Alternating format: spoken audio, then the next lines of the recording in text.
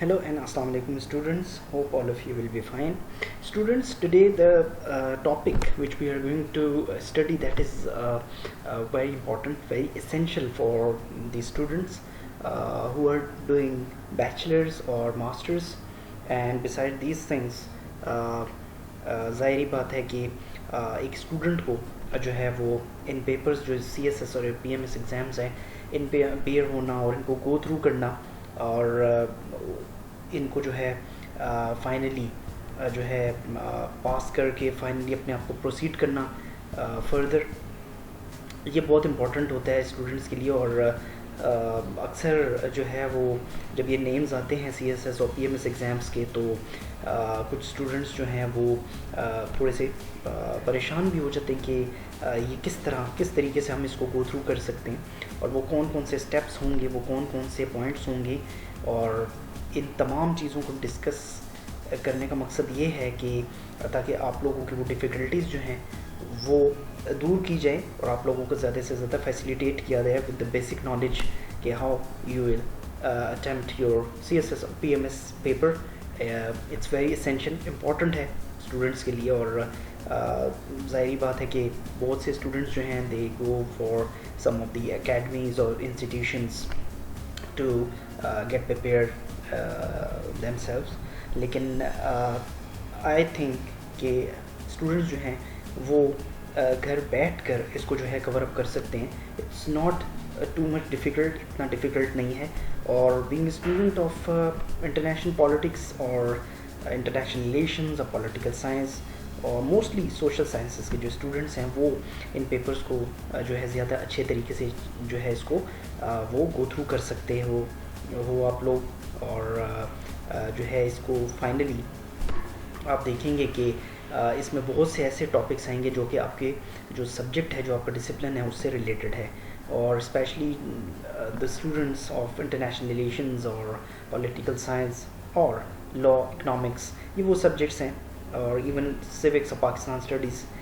ये वो सब्जेक्ट्स हैं जिसमें जो है अगर आप लोग if you are doing bachelors और masters in these subjects so you can have this opportunity to polish yourself. So finally जो है इस टॉपिक को स्टार्ट करते हैं और आई होप कि इस टॉपिक से आपको बहुत कुछ सीखने को मिलेगा। सो इसको please be vigilant through out this presentation. और ये मैंने सोचा कि आप लोगों के लिए एक एक्स्ट्राऑर्डिनरी नॉलेज होगा और इंशाल्लाह आई एम कॉन्फिडेंट इनफ कि आप लोग बहुत सी चीज़ों को इसमें अंडरस्टैंड करोगे। और आई विश कि आप यही चीज़ें जो हैं अपने रेगुलर एग्ज़ाम्स जो हैं उनमें भी प्रैक्टिस करो। और ये याद रखिए कि CSS में अगर आप जाना चाहते हो, अपने CSS को गो थ्रू करना चाहते हो, तो आपको ये जो चीज़ें मैं आज बताऊंगा काइंडली इसको प्रैक्टिस करें अपनी जो रेगुलर एग्ज़ाम्स हैं, ठीक है, जो बैचलर लेवल के एग्ज़ाम्स होते हैं या मास्टर लेवल्स के, उसमें इन पॉइंट्स को, इन टेक्निक्स को try to follow those techniques and then implement, right, उसको इम्प्लीमेंट करना है आप लोगों ने, ताकि आप जो है अपीयर हों तो आप इसको इजीली जो है वो वहाँ पर आपको कोई प्रॉब्लम ना हो और आप इजीली उसको जो है वहाँ पे इम्प्लीमेंट कर सकें। सो बिस्मिल्लाहिर्रहमानिर्रहीम, अपने टॉपिक को स्टार्ट करते हैं। देखिए ये आपके पास कुछ यहाँ पर पॉइंट्स हैं जिसको हम डिस्कस करेंगे, लेकिन उससे पहले हम एक चीज़ डिस्कस करेंगे दैट इज़ वेरी इंपॉर्टेंट। और इन चीज़ों से आप बहुत आपकी फेमिलैरिटी है कि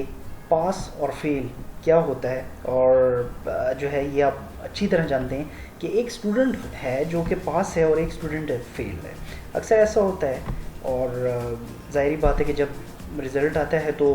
एक स्टूडेंट जो पास हुआ है और जिसका 80 आउट ऑफ 100 है, क्यों है, वाई, उसने क्या ऐसे एक्स्ट्राऑर्डिनरी एफर्ट की थी कि जिसकी वजह से उसके जो मार्क्स हैं वो 80% आए हैं as compare to the person who is failed. जो स्टूडेंट है वो फेल्ड है और उसके 35 आउट ऑफ 100 हैं, ठीक, फेल्ड है। तो वो कौन कौन से पॉइंट्स थे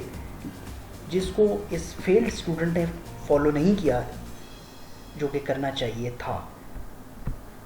यही वो जो है बेसिकली स्टेप्स होते हैं जहाँ पर हम लोग जो है बहुत सी चीज़ों को मिस आउट कर देते हैं, ठीक है। तो इसको पहले अंडरस्टैंड करेंगे कि क्या ऐसी वजूहत होती हैं, क्या ऐसी रीजंस क्या होती हैं। देखिए एक स्टूडेंट जो है वो पास है, ठीक है, अब ये आपके पास A4 साइज़ पेपर है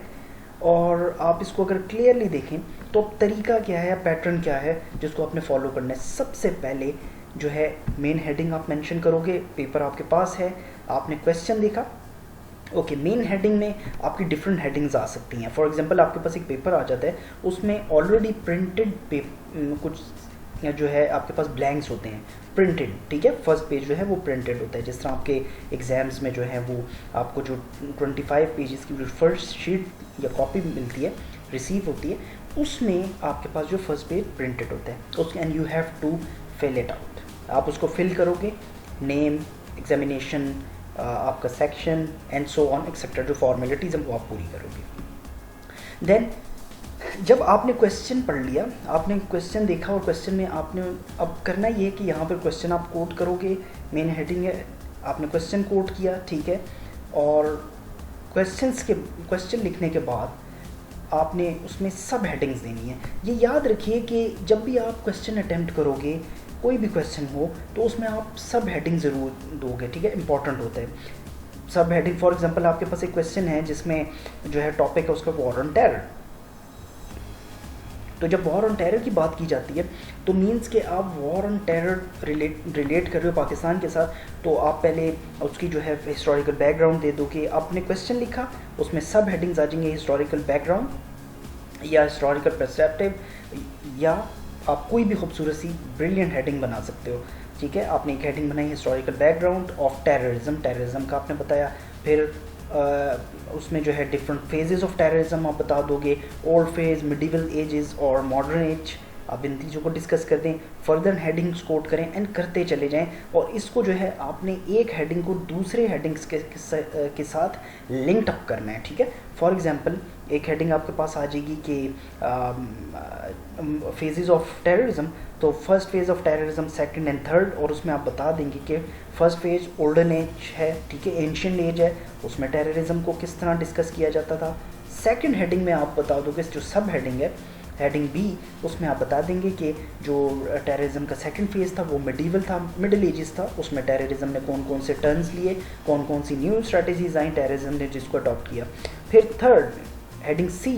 इसमें आ जाए आप, यहाँ पर जो है फॉर एग्जांपल आप बता दें कि मॉडर्न एज है, तो मॉडर्न एज नॉर्मली तौर पर मॉडर्न एज जो है 18th सेंचुरी से स्टार्ट होती है, फ्रेंच रेवोल्यूशन या इसके बाद का एरा जो है बेसिकली, ठीक है।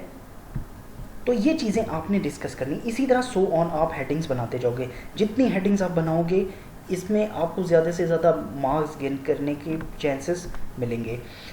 अब जब क्वेश्चन आपका ख़त्म हो जाए तो आपने एंडिंग लाइन ड्रॉ करनी है, 2 क्रॉसेस यहाँ पे करोगे आप, 1 और 2, ये 2 क्रॉसेस आपने लगाए और मिड में आपने लाइन ड्रॉ कर दी। इसके अलावा जो आपकी जो मार्जिन लाइन्स है, ये भी आप देख लें कि जो आपका राइट साइड का मार्जिन होगा एटलीस्ट ये आपका जो है 2 फिंगर्स, ठीक है, 2 फिंगर्स मीन 2 फिंगर्स आप रख लो और इसको, ठीक है, आपने इतना आपका गैप होना चाहिए, ये थोड़ा सा विड्थ में ज़्यादा होगा, ठीक है, राइट, और राउंड अबाउट 1.5 आप इसको कह लो, और ये जो है centimetre, I am talking about centimetre, right, और ये जो है जो लेफ्ट साइड वाला मार्जिन है ये आपने इसमें थोड़ा सा नैरो ड्रॉ करोगे, ठीक है, जिसमें Q1 मीन्स के क्वेश्चन 1 एंड ANS, ठीक है, जो आपका आंसर है, ये वर्ड्स यहाँ पर इजीली आने चाहिए, इतना आप ड्रॉ करोगे, ठीक है, इजीली, राइट। उसके बाद जब आपका क्वेश्चन ख़त्म हो जाए तो आपने नेक्स्ट क्वेश्चन यहाँ पे कोट करना है और उसके बाद उसका आंसर इसी तरीके से आपने उसको करना है। अब ये देखिए, ये बड़ा खूबसूरत पैटर्न फॉलो कर रहा है जो स्टूडेंट पास है, राइट। अब एग्जामिनर का भी जो है इसमें बहुत रोल होता है कि जब आपका इतना पेपर देखे, एग्जामिनर जब पेपर आपका देखते हैं कितना एक फ्लो में पेपर आपका जा रहा है, इट्स ब्रिलियंट, तो आपके मार्क्स उसमें ज़्यादा गेन करने की जो है वो अपॉर्चुनिटी ज़्यादा होती है। देन अब आप ये देखें कि एक स्टूडेंट जो कि फेल्ड है, अब उसने क्यों फेल्ड है, क्योंकि आप इसके फर्स्ट ऑफ ऑल आप इसके मार्जिन ज़रा देख लें, ठीक है, ये जो मार्जिन आपने ड्रॉ किए हुए हैं, इन मार्जिन लेफ्ट और right and left, in margin से आप क्या शो करना चाह रहे हो कि एग्जामिनर ये समझता है कि ये स्टूडेंट जो है ये मुझे डॉच कर रहा है, ठीक है, स्टूडेंट जो है वो डॉच कर रहा है मुझे, तो इस वजह से जो है वो एग्जामिनर जो है वो उसको जो है वो ये समझता है कि ये मुझे डॉच कर रहा है और इसके पास कोई मटेरियल नहीं है, इसके पास कोई नॉलेज नहीं है, सिर्फ जो है पेपर जो है वो फिलअप कर रहा है। यहाँ पे आप देखिए मेन हेडिंग मिड में जो है लेफ़्ट साइड पर है, फिर सब हेडिंग है, सब हेडिंग्स जो है उसका कोई फ्लो नहीं होता, कोई कनेक्टिविटी नहीं होती एक दूसरे की हेडिंग्स के साथ, इन चीज़ों को फॉलो नहीं करेंगे तो आप खुद कंफ्यूज हो जाओगे। देन आप ये देखें कि इसने जो मार्जिन ड्रॉ किया है आफ्टर द एंडिंग लाइन, ये बहुत गलत है, इस तरह नहीं करना चाहिए, ये गलत तरीका है, ठीक है। जो सही है कि आप यहाँ पर 1 2 2 क्रॉसेस आपने किए और मिड में आपने लाइन ड्रॉ कर दी, या अगर आप लाइन ड्रॉ नहीं भी करते तो मिड में भी एक क्रॉस कर दें, ताकि ये खूबसूरत लगेगा कि आपका एक क्वेश्चन जो है वो एंड हो गया।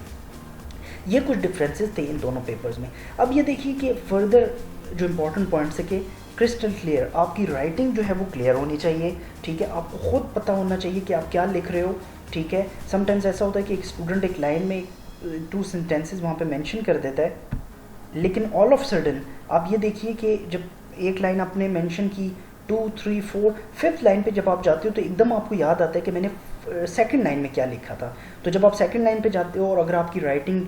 क्लियर नहीं है तो आपको खुद समझ नहीं आ रही होती कि आपने क्या लिखा है, तो आप कंफ्यूज हो जाते हो कि मैंने अभी क्या लिखा था सेकंड लाइन में, जो कि मैंने यहाँ पर भी मेंशन करना था, तो आप खुद कंफ्यूज हो जाओगे। तो काइंडली अपनी राइटिंग को बहुत जो है वो क्लियर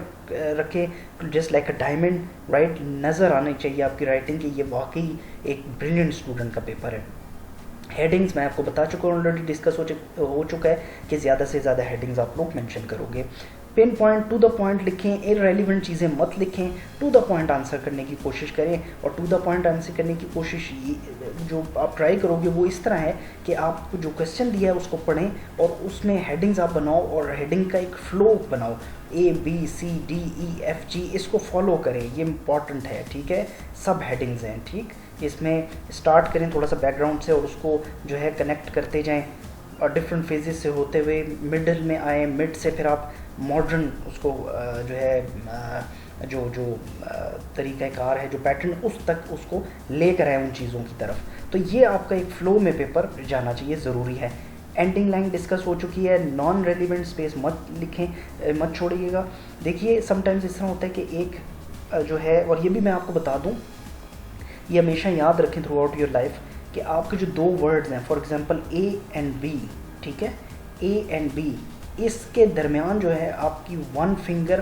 गैप होना चाहिए, जस्ट लाइक दैट, ठीक है। ये आपके पास है, राइट। अब ये देखिए अगर यहाँ पर आप A लिखते हो तो यहाँ पर B आएगा,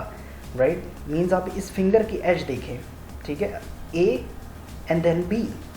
राइट, इससे ज़्यादा नहीं करोगे, ये आपके बाउंड्री है, आप बाउंड्री से बाहर नहीं जाओगे। आपने एक वर्ड यहाँ कोट किया A, this is B, means कि एक अपने टर्मिनोलॉजी यहाँ लिखी तो सेकंड आप यहाँ से शुरू करोगे, इस बाउंड्री से बाहर नहीं जाना, 1 फिंगर गैप होना चाहिए, इससे ज़्यादा नहीं, ठीक है, हमेशा याद रखिएगा। देन क्वेश्चन एडजस्टमेंट, ये बहुत इंपॉर्टेंट है, इसको गौर से सुनिएगा कि how you gonna attempt the question और एडजस्ट किस तरह करना है क्वेश्चंस को। देखिए अक्सर स्टूडेंट्स का ये ख्याल होता है कि जो ब्रिलियंट क्वेश्चन होता है हम उसको जो है वो पहले कर लेंगे, ठीक है, हम जो सबसे बेस्ट क्वेश्चन आता है हम पहले करेंगे। आप यहीं पर अपने आप को जो है वो डॉज कर देते हो, ठीक है, आप अपना मोरल डाउन कर देते हो। ये याद रखिए कि आपको जो क्वेश्चन जो आपको क्वेश्चन 75% आता है वो आप क्वेश्चन करोगे सबसे पहले फर्स्ट नंबर पे, ठीक है। पेपर पढ़ लें सारा, उसके बाद जो 75% क्वेश्चन आपको आता है वो फर्स्ट पे ले जाओ, ठीक है।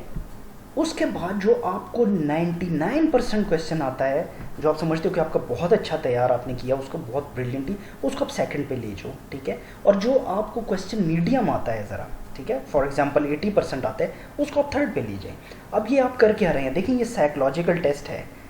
आपने जो क्वेश्चन अच्छा आता है आपको, ओके फाइन, 50-50 है, वो आप ले जाएं फर्स्ट पे। वो क्वेश्चन जब एग्जामिनर चेक करेगा और वो जब सेकंड क्वेश्चन पे आएगा तो जो बेस्ट क्वेश्चन है आपका वो सेकंड है।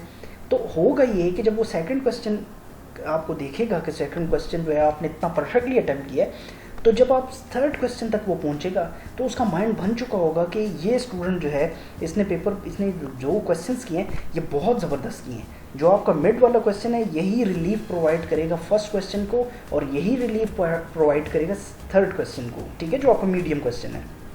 तो आपने ये मिडल जो क्वेश्चन है ऑन बिहाफ ऑफ दैट आपने एग्जामिनर के माइंड को कैप्चर कर लिया है, ठीक है, ये बहुत बड़ी अपॉर्चुनिटी आपको मिल गई, राइट। तो ये क्वेश्चन एडजस्टमेंट का तरीका था कि आपने क्वेश्चन को एडजस्ट किस तरह करना है और क्वेश्चन को अटेम्प्ट किस तरह करना है, ठीक है। तो स्टूडेंट्स नेक्स्ट वीडियो में ज़रूर देखिएगा, इसको जो है हम